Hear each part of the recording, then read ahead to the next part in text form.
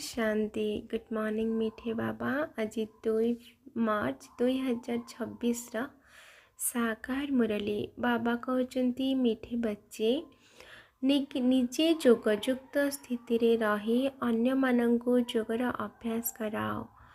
जोग कराउथिबा आत्मार बुद्धि जोग केबे भी एणे तेणे जीवा उचित नुहे। आजिर प्रश्न, केउं पिलामानंको उपरे बहुत बड़ दायित्व रही, से माने क्यों कथा प्रति निश्चित ध्यान देवा उचित। उत्तर, जो पिला माने निमित्त टीचर होई अन्य मानंकु जोग कराउछंती सेमानंको उपरे बहुत बड़ गुरु दायित्व रही। जदि जोग कराइबा समय रे सेमानंकर बुद्धि अन्य आड़े घुरुछि तेबे सेमाने सेवा परिवर्ते अपसेवा करुछंती। सेथिपाई सेमानंकु एही ध्यान रखिबाकु हेब जे मो द्वारा सर्वदा पुण्यर कर्म हेउथाओ। आजिर गीत ओम नमः शिवाय। धारणा पाई मुख्य सार। 1 नंबर, राजपदर पुरस्कार नेबा पाई समस्तंक हृदय को खुशी करिबाकु हेब। बहुत बहुत दयाशील होई निजर एवं समस्तंकर कल्याण करिबाकु हेब। निष्ठापर भावरे सेवा करिबाकु हेब। 2 नंबर, देह अभिमान रे आसी अपसेवा करिबार नाही। सर्वदा पुण्य कर्म करिबार अछि।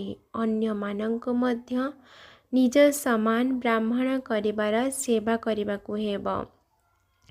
योग्य सेवाधारी मानंको सम्मान देबाकु हेब। आजिर वरदान, मनन शक्ति द्वारा व्यर्थ संकल्पर बोझ को समाप्त करुथिबा सदा शक्तिशाली आत्मा हुआ।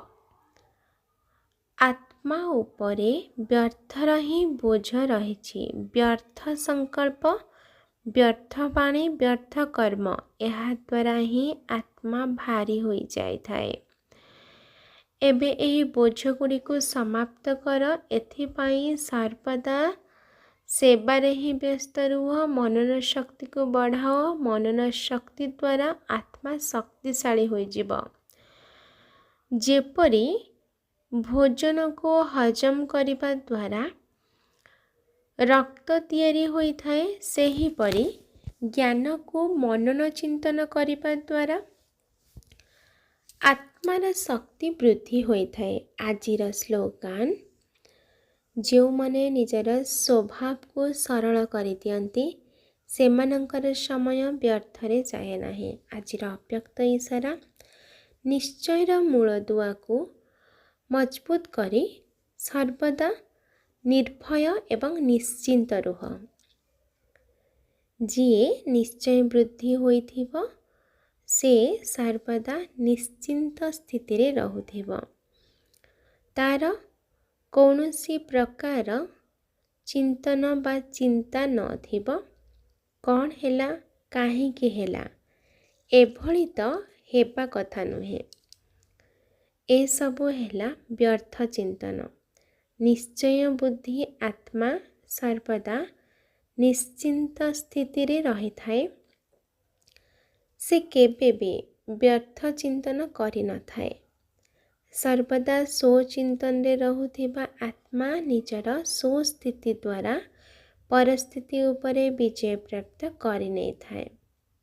अच्छा, आजिर याद प्यार मीठे मीठे शिकिलाधे संतान मानक प्रति माता पिता बाप दादांकर मधुर स्नेह संपन्न शुभेच्छा एवं सुप्रभात। आत्मिक पितांकर आत्मिक संतान मानंकु नमस्ते। आत्मिक संतानंकर आत्मिक माता पिता बाप दादांकु याद प्यार नमस्ते नमस्ते नमस्ते। शुक्रिया बाबा, शुक्रिया। अच्छा, ओम शांति।